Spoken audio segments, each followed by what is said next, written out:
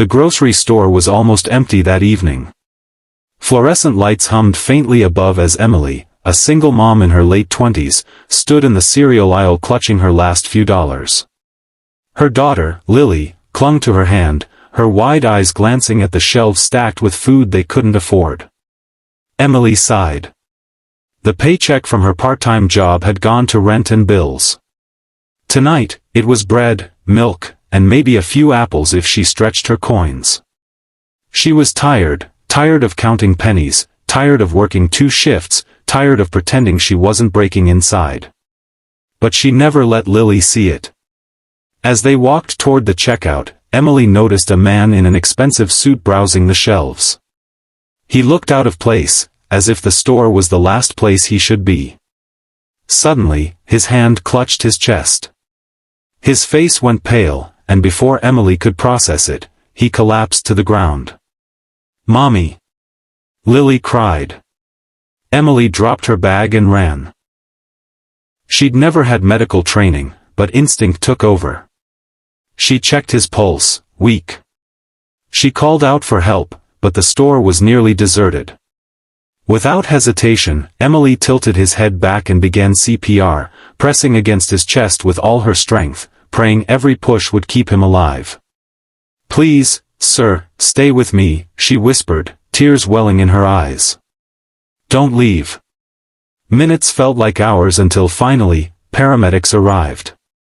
They took over, stabilizing the stranger as they loaded him into the ambulance. Emily held Lily close, her hands trembling. "Ma'am," one of the paramedics said, "if you hadn't stepped in when you did, this man wouldn't have made it. You saved his life." Emily nodded quietly, too overwhelmed to respond. The next day, while Emily was preparing Lily for school, there was a knock on the door. She opened it to find the same man, dressed neatly but looking fragile, standing there with a bouquet of flowers. "It's you," he said softly, his voice filled with emotion. "You saved my life yesterday. I had to find you." Emily blinked, stunned. I just did what anyone would do." "Not anyone," he replied. "Most people would have frozen or walked away. But you didn't." He introduced himself as James Carter. What Emily didn't know, what he didn't tell her right away, was that James was the CEO of a multi-million-dollar company. For the first time in his life, a stranger had seen him not as a powerful businessman, but as a vulnerable human being. Days turned into weeks. James visited often, bringing groceries, helping Lily with her homework, even fixing a leaky faucet in Emily's tiny apartment. Emily, cautious at first, couldn't ignore the kindness he showed. But she also couldn't understand why a man like him would care about someone like her. One evening, James finally confessed. "I have to tell you something," he began, his voice unsteady. "I'm not just an ordinary man. I'm the CEO of Carter Enterprises." Emily froze. She'd seen his company's name on billboards across the city. You're a billionaire?" James nodded. "But when I collapsed that night, none of that mattered. I wasn't a CEO, I wasn't powerful. I was just a man on the floor, dying. And you, someone who had nothing to gain, you saved me. That changed me, Emily. You changed me." Tears filled her eyes. She didn't know whether to laugh, cry, or run. "But I'm just me. A single mom struggling to get by. And that's exactly why I admire you," James said. "You've faced more challenges than I ever have, yet you have more strength than anyone I know. You didn't just save my life, you gave me a reason to live differently." Over time, their bond deepened.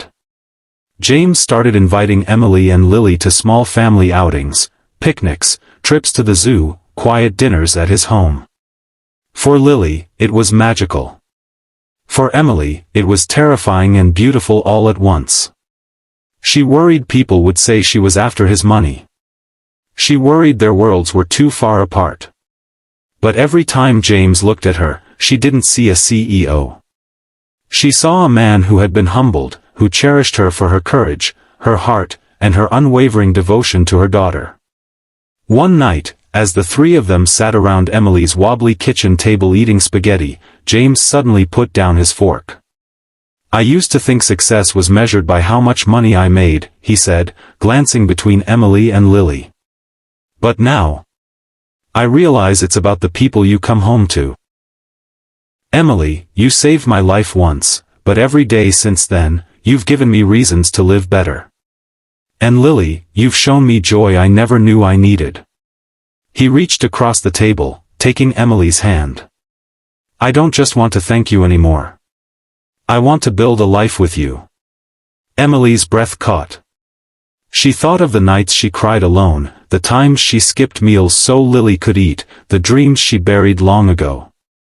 And now, here was this man, this stranger she had saved, offering her something she never expected: love, partnership, and a future. Months later, Emily stood in a small chapel, Lily tossing flower petals down the aisle. James waited at the altar, his eyes filled with tears. When Emily walked toward him, she wasn't just a poor single mom anymore. She was a woman who had proved that kindness could change lives, including her own.